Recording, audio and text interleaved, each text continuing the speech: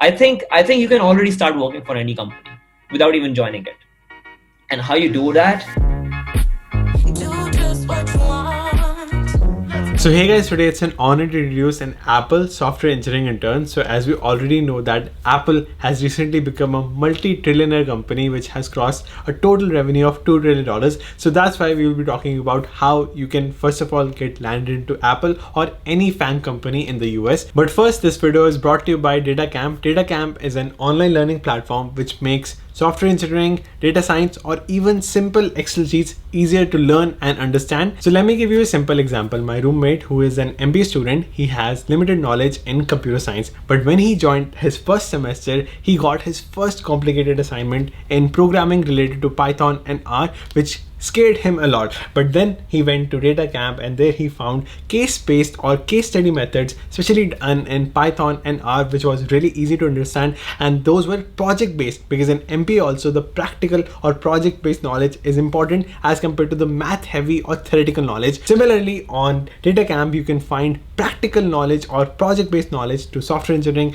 and data science step by step, and data camp has total more than 300 courses, and you can get started with any of those courses for absolutely free, because they are giving you an opportunity to check out any course, and especially its first chapter, for absolutely free. And if you will use the link in the description below, you can get started with your journey into data science and software engineering as well. So hi Anane, can you please introduce yourself? Hi, I'm Anane. I'm a junior at Arizona State University, majoring in computer science. I am currently a security researcher working at a lab at Arizona State University. And this summer, I worked at Apple as a some software engineering intern. Wow. So first of all, can you please share a little bit about your background? So in your first year, where did you intern, or did you even get internship in your first year, and how you landed your first opportunity with Apple? Okay, so my first internship was actually in India. And, a lot of people actually a lot of my friends, in fact, who've interned at FAANG companies, they've worked at, companies in India first, in their first year. So it's not just me. A lot of my friends also followed this path. So I think, and also it's great to meet your family after coming back from college in the first year. So I worked at Coding Blocks. And it's an educational startup in New Delhi, India, and I had some great mentors there. We were a developer team of 8, and about that number, and it was exciting how they would closely pay attention to whatever you're doing, help you out with any questions you have, or even actually sit down and read your code and offer you a lot of feedback. And I personally had a great time over there. I think we were like family.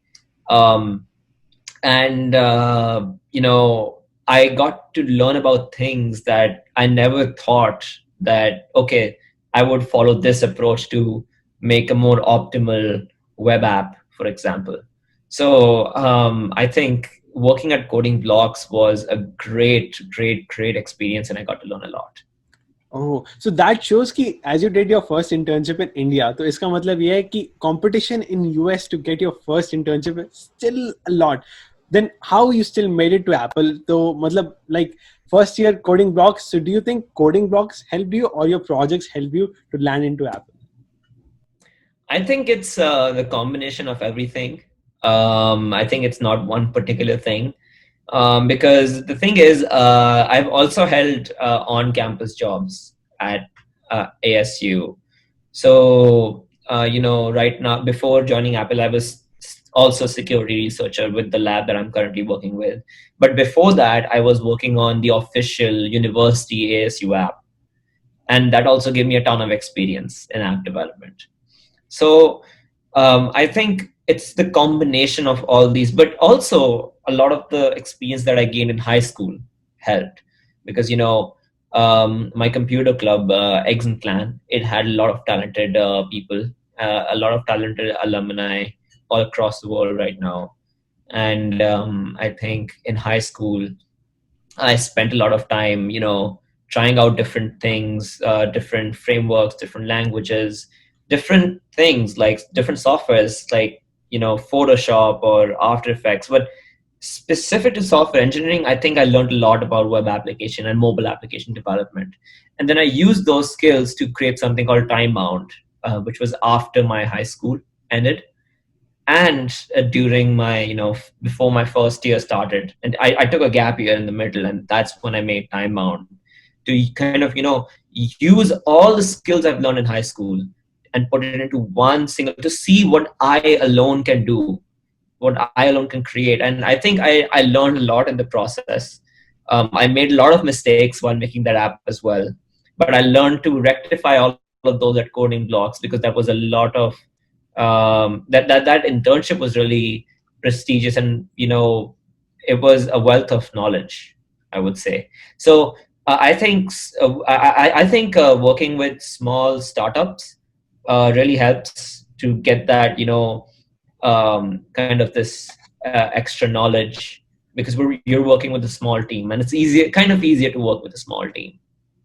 So So we can say that's that it's a combination of your high school experience, the projects you did in high school, then जो आपने gap year में you did 1 year gap year, उसमें the app you created, the iOS app you created, that helped you. Then on the top of that, your research experience at ASU. Then on the top of that, coding blocks internship. So all kind of mixed together helped you reach right. into Apple. But इसमें भी एक बहुत important aspect is that the most important aspect in this is also, and on the top of that, one should not forget that it is really, really difficult to even get interviewed in FAANG companies, especially in Silicon Valley. I have applied a couple of times, and I could get personally interviewed only with the help of referrals. So how do you think you got even interviewed with Apple? Because that is one of the most difficult. Because at the end of the day, you can easily crack the interview if you have your behavior questions cleared, your lead code and everything. Interview is easier as compared to getting interviewed. So how you got interviewed at Apple?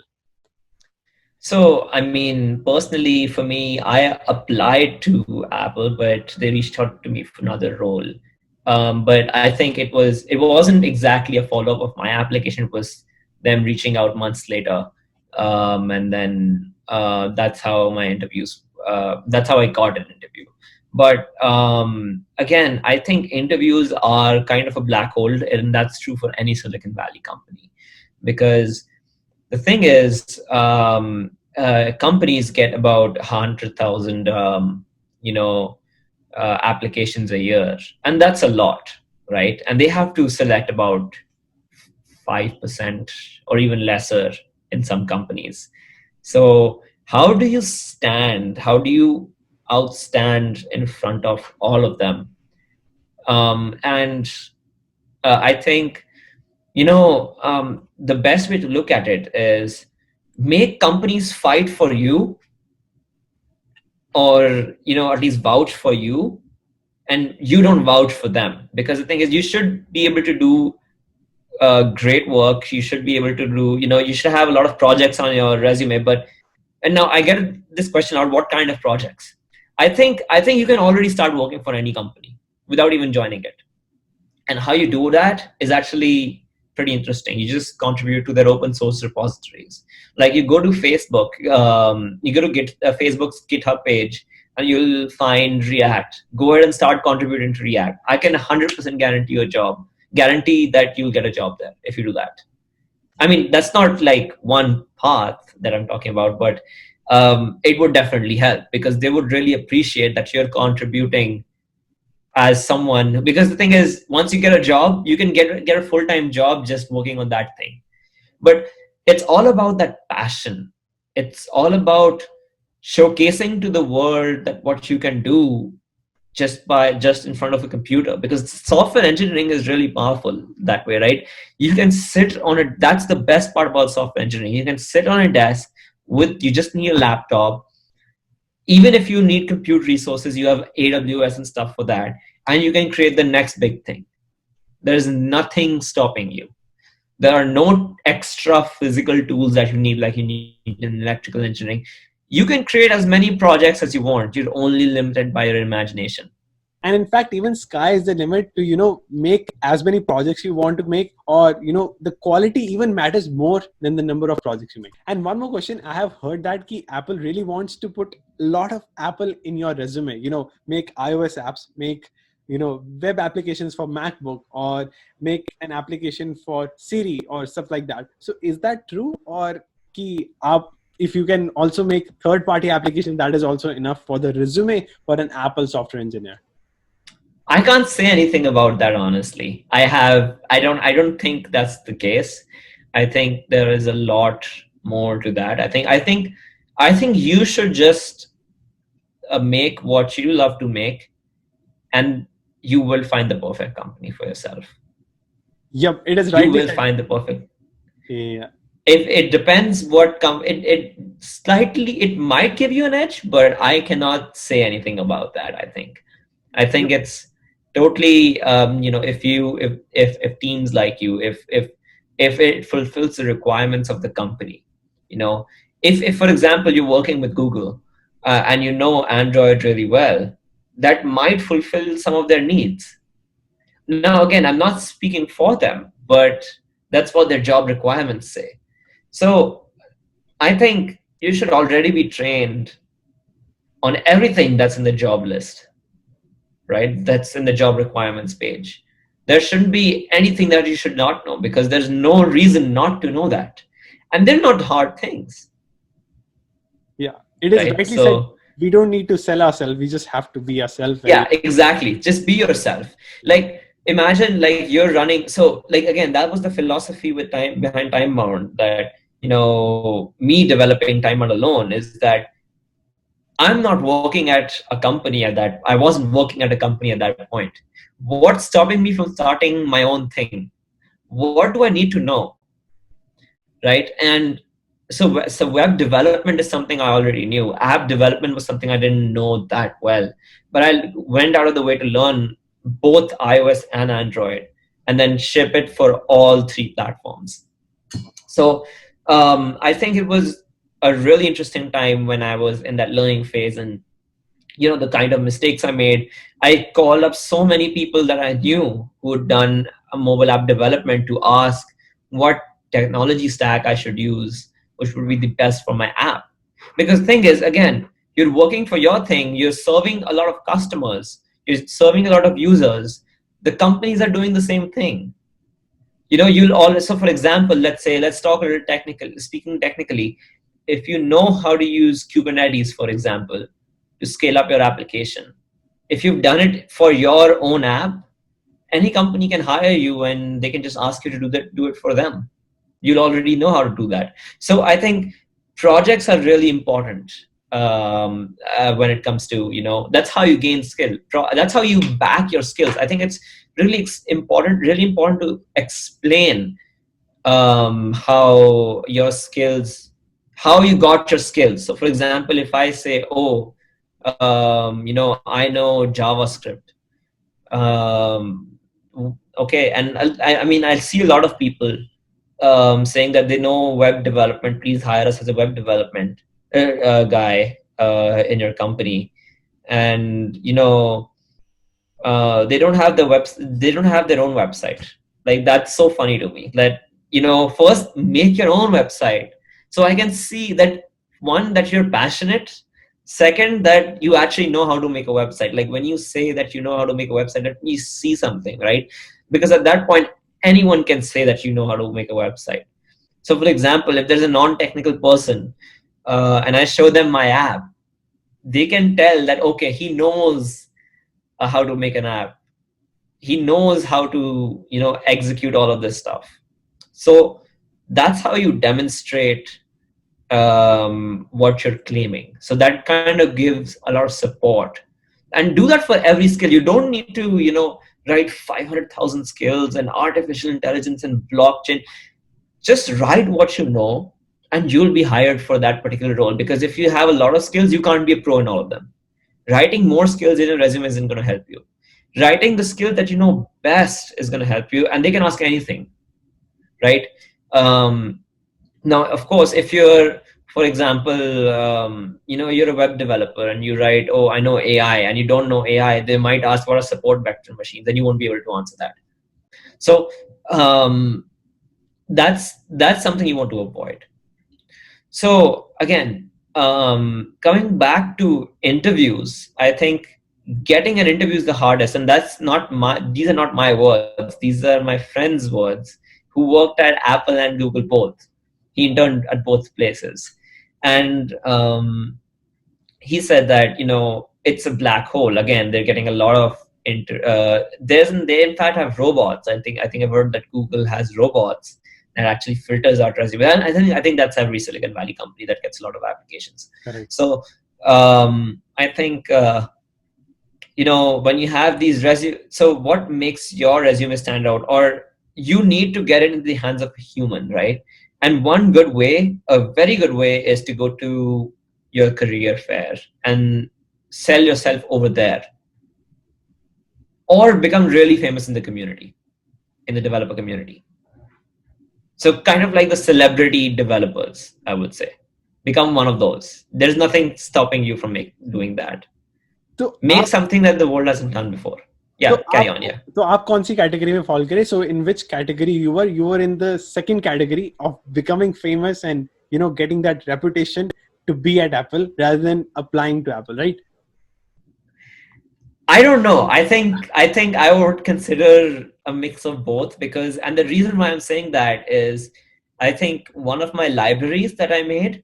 So there was this feature launched by Apple in I think a few years ago, called Sign In with Apple, and I really loved that feature. And I created a library for Node.js for Sign In with Apple, and right now it's the world's most used library. So in your library. So yeah, so it has about 100,000 downloads for Node.js. So I think that's what kind of helped.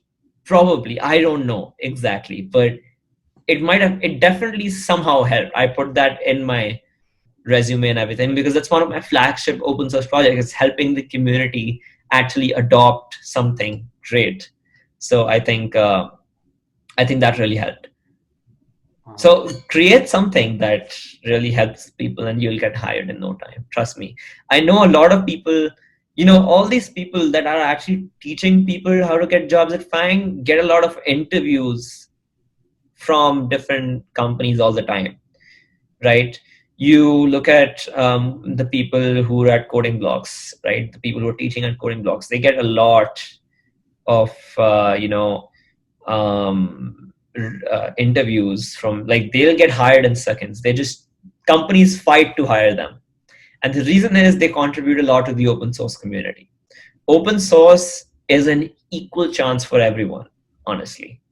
There's nothing stopping you from contributing to open source. And that's because that's like a direct experience on what you're going to be working on at a company. Now we have reached the point that you will be interviewed at a company, whether it's FANG or Apple. Now, how to get that interview cleared? So what difficulty level of lead code questions do they ask? Is it like easy, medium, or hard?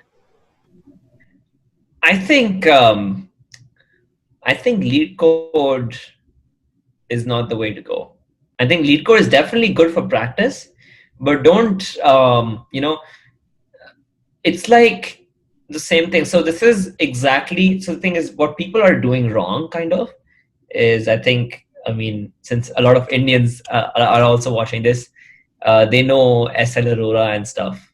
This is not CBSE ka exam where, there are going to be questions from, okay, we're going to do this from SL Aurora. Lead code is not SL Aurora.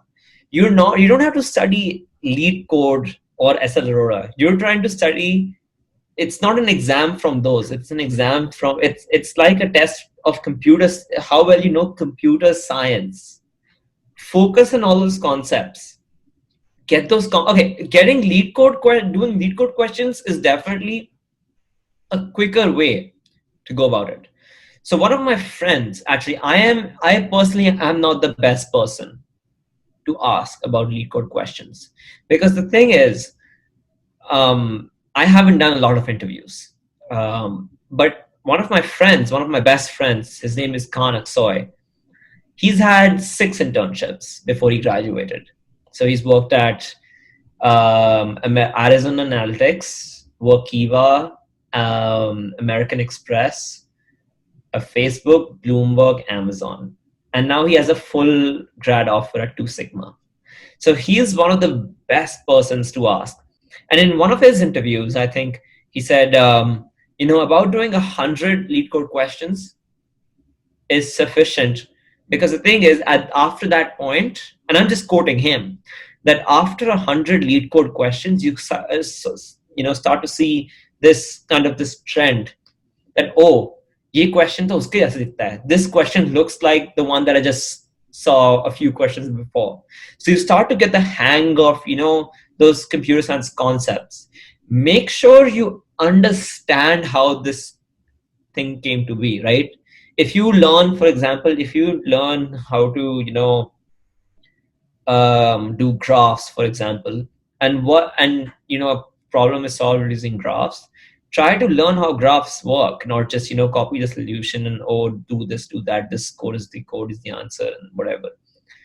Try to use that and see where you can use it. What's the application of this thing?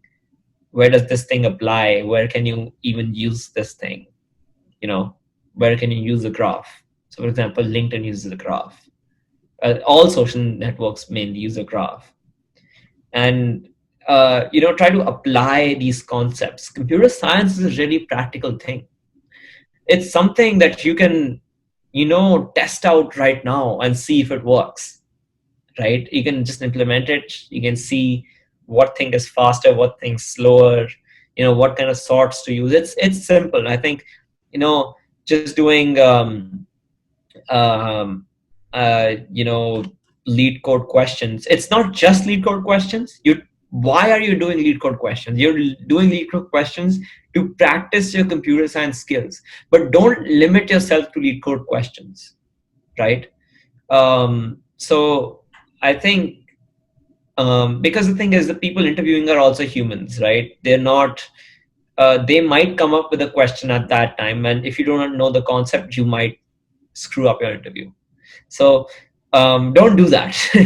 I think lead code is a good practice, but I think people shouldn't rely on lead code for, it's not going to be like an exact question they're going to pull out of lead code. It's not like that. Absolutely. It's all computer science. And also there's this new thing that they've started. A lot of companies have started. It's called systems design, and systems design is basically how you would set up load balancers and stuff, how would you handle a lot of network traffic. And so that's systems design, and you can look that up too. And I think that's a great way to interview people as well. But speaking of interviews, I think it's more about sounding enthusiastic. So if you have what sets you apart from other candidates, if you're excited for the job that you're being interviewed for, and always have questions for the interviewer. What's their work environment like? What kind of technologies are they using? You're trying to work with them. You're not, it's not just be curious to ask how they work, right? What's their job? Because guess what? They're also humans. They're frustrated by working every day. They're engineers. An engineer is working, he's interviewing. He wants to have a good conversation. So in the future, if they work with you, they're going to have a good time working with you, right? Because you ask interesting questions. The best engineers ask the best questions, ask the most questions, in fact. And, ask about what you're going to be doing at your job if you get it. What kind of work they're going to be giving you. What technologies do you use? What's the office environment like? All these questions. My interview was 20 minutes technical and 30 minutes just talking.